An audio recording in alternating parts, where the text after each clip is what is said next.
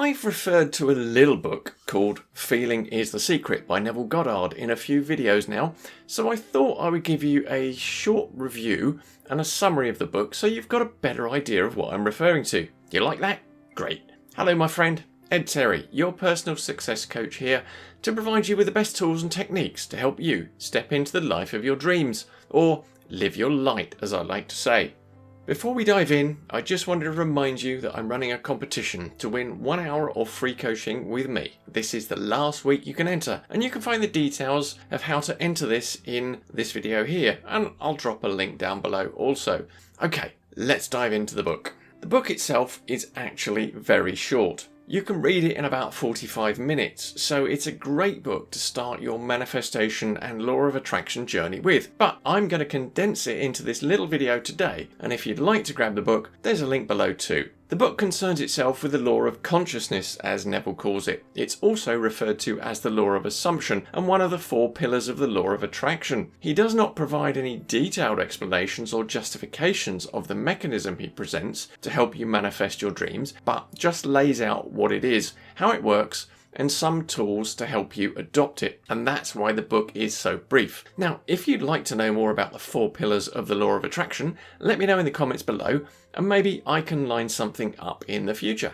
The first of the 4 chapters, and the longest, sets out the principles of the law of consciousness and how it works. Neville starts by telling us that everything that exists is a product of our consciousness, or man's conditioned consciousness objectified, as he puts it. And so consciousness is the cause as well as the substance of the entire world. And with a working knowledge of this law, you can build and maintain an ideal world, i.e. the life of your dreams. Consciousness is a difficult subject, as anybody who has read the Journal of Consciousness Studies or similar papers will attest. But numerous different authors, researchers, explorers, philosophers and scientists have echoed this by saying that consciousness, with a capital C, is a form of energetic base reality from which everything else springs. But let's not dive down that rabbit hole today. Neville looks at consciousness as a duality of consciousness, let's say with a small c, and subconsciousness itself, 2 parts that make up the whole. And we need to understand the relationship between the conscious and the subconscious in order to understand and implement the law of consciousness. And it goes a little like this. The consciousness is personal and selective, and the subconscious is impersonal and non-selective. The conscious is the realm of effect, and the subconscious is the realm of cause.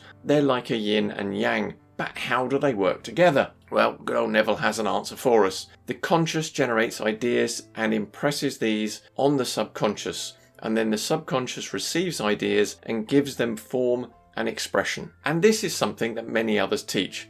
Like Marissa Peer when she says, every thought you think forms a blueprint that the mind makes real. Therefore, through the power to imagine and feel and the freedom to choose the ideas you will entertain, you have control over your creation, your life. And you're not blown by the winds of change. You have the control to adjust your sails. Sounds wild, right? Well, it's not as crazy as you might think. Neuroscience has shown that repetitive thoughts cause your neurons to wire together and lock in behavioural patterns which are positive or negative. The choices that you repeatedly make actually and physically create the trajectory of your life. So how do we wrest control of our subconscious, especially if our conscious is firing all over the place between great ideas and dreams and then being angry at our colleagues, worrying about paying bills and wondering if we'll ever find the right person for us? Neville says it's like this. Control of the subconscious is accomplished through control of your ideas and feelings. He goes on to liken the subconscious to the feminine, as it is the womb of creation.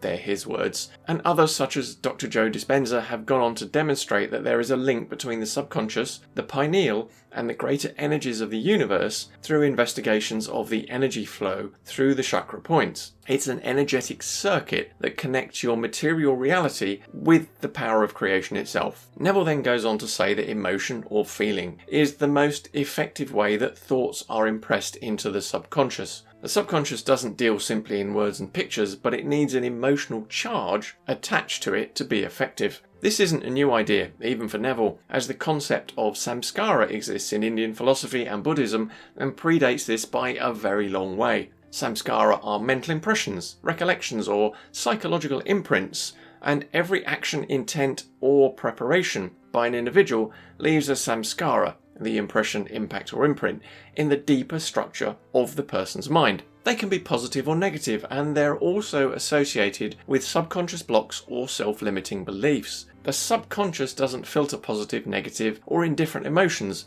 and just does its best to realize them, whatever they are. So if you're not consciously managing your thoughts and feelings, your results will fluctuate at different times. The expression garbage in, garbage out springs to mind.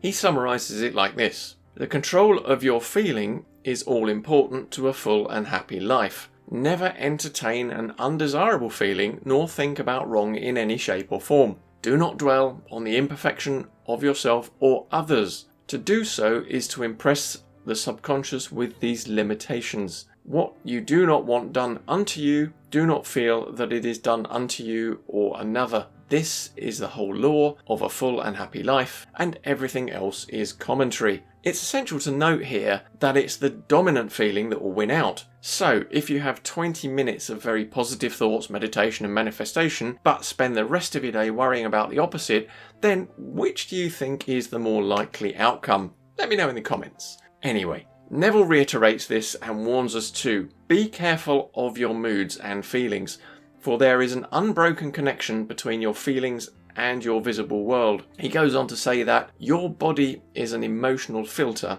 and bears the unmistakable marks of your prevalent emotions. Emotional disturbances, especially suppressed emotions, are the causes of all disease, and the latter has been borne out scientifically with the links between stress and disease, for example. He uses numerous examples from the Bible to provide examples of how these principles were explained in days gone by. He was a student of the Bible and studied Kabbalah for 7 years with an Ethiopian rabbi named Abdullah, and you can hear more about him in my last video here. But I digress. Neville also cites the principle of correspondence, which is the second of the 7 principles of Hermes Trismegistus, which is, in full, as above, so below, as below, so above, as within, so without, as without, so within. Now, when he wrote this book, which was around 80 years ago, he drew on what he was familiar with, and we now have much more research and evidence which supports these methods, and we use less arcane references. He concludes the first section by saying that mastery of self-control of your thoughts and feelings is your highest achievement. And he reminds us that this is not easy, so you will need tools to help you along the path until you do manage to achieve perfect self-control. These tools are sleep and prayer, and they are the 2 gateways into the subconscious. The remaining 3 sections of the book talk about how to leverage these tools in manifesting your dreams. Since he wrote the books, what he calls prayer appears in various law of attraction practices now under different guises,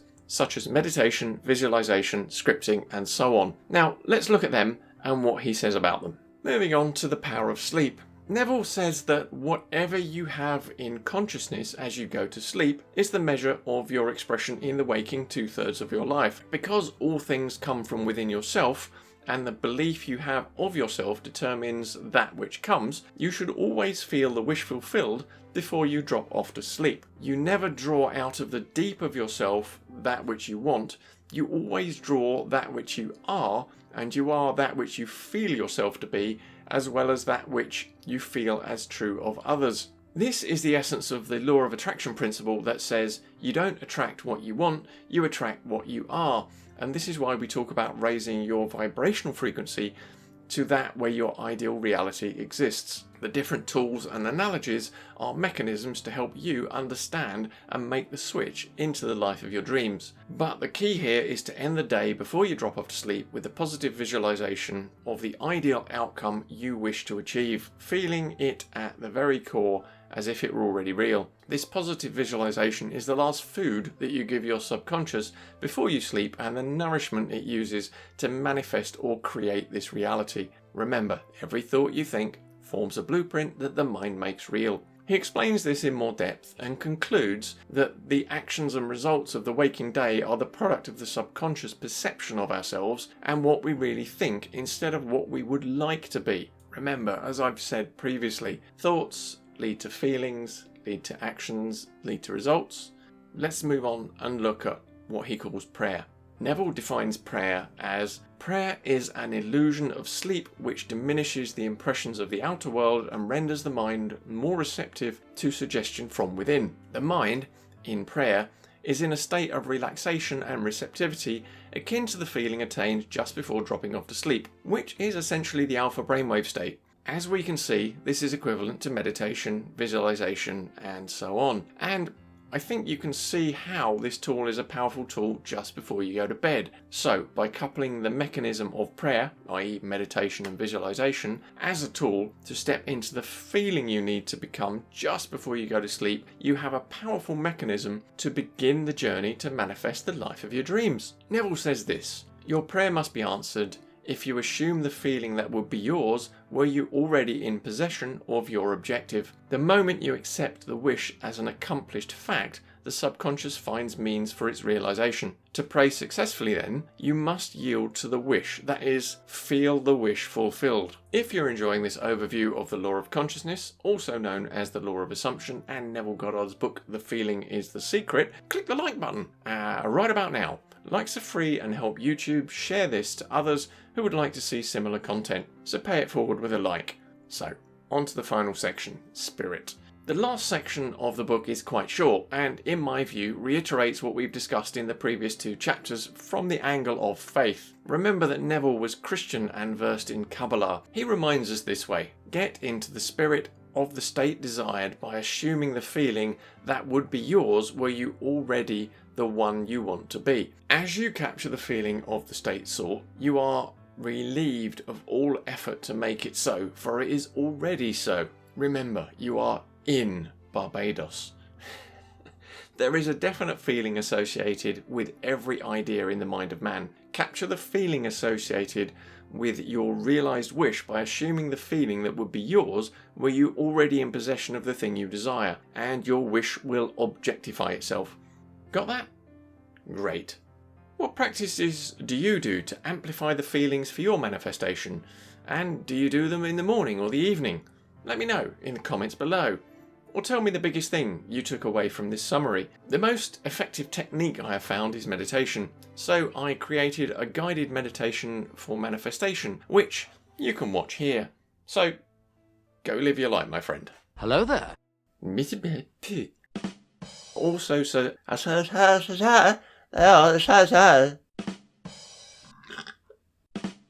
who would like to see Compactum in possession?